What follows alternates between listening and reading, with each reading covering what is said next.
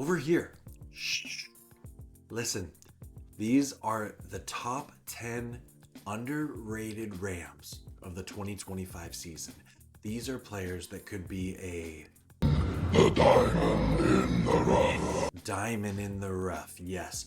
If the Rams want to have a special season in 2025, they are going to need players that are underrated to step up and make big plays. And I think these are 10 diamond in the rough players that have a chance to be those heroes, whether it's one game, whether it's all season long, maybe it's one heroic play, who knows? These are my top 10. If I miss any, let me know in the comments below. And if you disagree or agree with me, have at it. Thanks for watching. This is the Rams Radar. This list is in no particular order. These are just 10 Rams players that I think are underrated but could be big time heroes for the Rams this season. As I said, maybe the entirety of the season, maybe it's one or two games, maybe it's one big mega play. But for starting off my list is Emmanuel Forbes Jr. Yes, everyone knew this was coming on the list here. That he's getting some hype from Coach Aubrey Pleasant. And McVay is liking what he's seeing from Emmanuel Forbes. We're hearing he's having a good camp. He was a first-round draft pick by the Washington Commanders in 2023. And then after 2 seasons with them, they waived him. The Rams got him off waivers last season. And he didn't play much last year with the Rams. Really only dressing for 2 games. But the Rams clearly, kept him around. And so if he does turn into a guy, that would be a true diamond in the rough story. Taking a first round draft pick that was cast off by another team. Let's go. I will note that currently on the depth chart, let me just bring it up here. He is kind of buried right now, right? Like the corner position. You got, Darius Williams, Nikhil Witherspoon, Darian Kendrick is ahead of him. Kobe Durant is ahead of him, the Land Shark. And he's currently 3rd string. But again, it's training camp. This could move around a bunch. If he's having as good of a training camp as we are hearing, I expect Emmanuel Forbes Jr. to move up.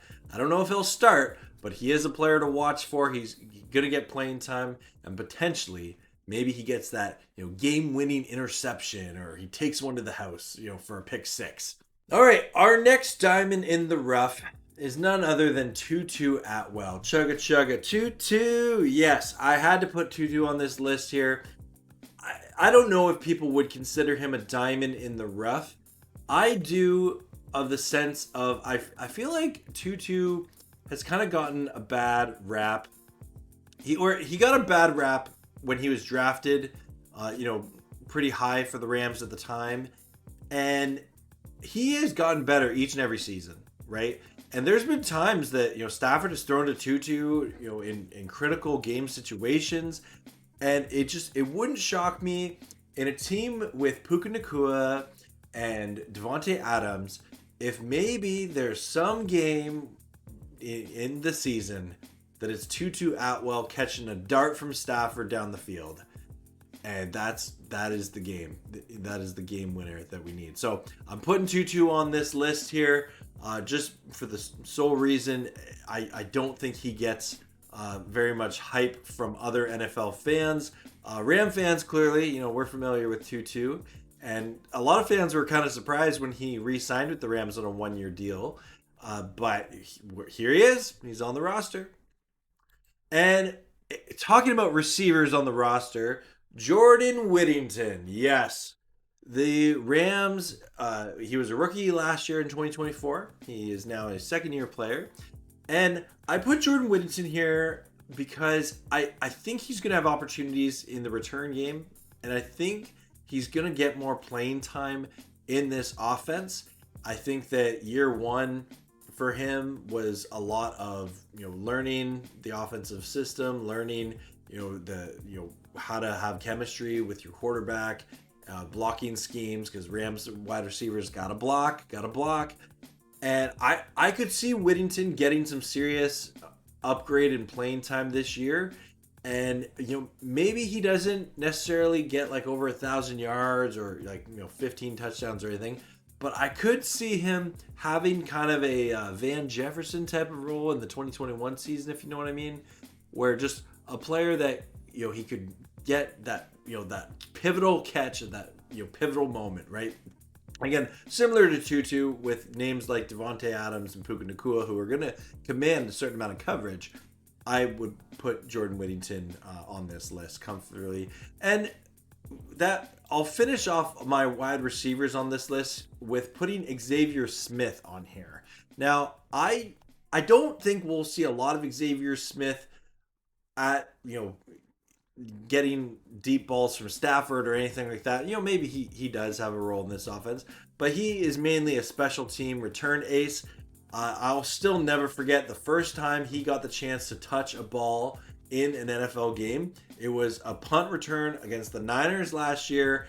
It was late. There was like less than a minute to go in the fourth quarter. The game was tied, and he was able to return the punt up to around the 50, put the Rams in a great position to get the winning field goal, and they beat the Niners. So I'm a big fan of Xavier Smith. I think he is one of the Rams' best returners that we've had in the Sean McVay era. And I'm hoping that he has a good season. I really would love to see him take a punt or a kick to the house. All right, after talking about the wide receivers, I'm going to be talking about a couple of defensive players now. And starting off that list is someone we're starting to hear a lot about at Rams camp is Nate Landman. Yes, Landman. Da, da, da, da. Yeah, sounds like a superhero, and hopefully he acts like a superhero on the field for the Rams. He had a pretty decent year for the Falcons last year. We'll take a look here at his stats in 2024. As you can see, he had 81 total tackles, 39 solo, and 42 combined. And I could see him, having a good year for the Rams. The linebacking position is often criticized by the Los Angeles Rams. And I'll just, I'll spoil it here, okay? In my next couple of players that I'm talking about here, in Omar Speights and Chris Paul Jr., aka Pooh Paul. I'm putting all three of these guys on here because I think, again, I really don't know because it's training camp. I think all three of them are going to have opportunities this season to make some big plays for the Rams. Maybe it's a forced fumble, maybe it's an interception, maybe it's just in terms of Landman, who's been wearing the green dot at practice, maybe it's just getting the right play call on defense, right? So I am so excited to see what happens with the Rams linebacking core here. So that's why I've put Nate Landman and Omar Speights and Chris Paul Jr. all on this list, pretty much for similar reasons. I will just comment on Omar Speights being an undrafted rookie last year who came on pretty strong towards the end of the year.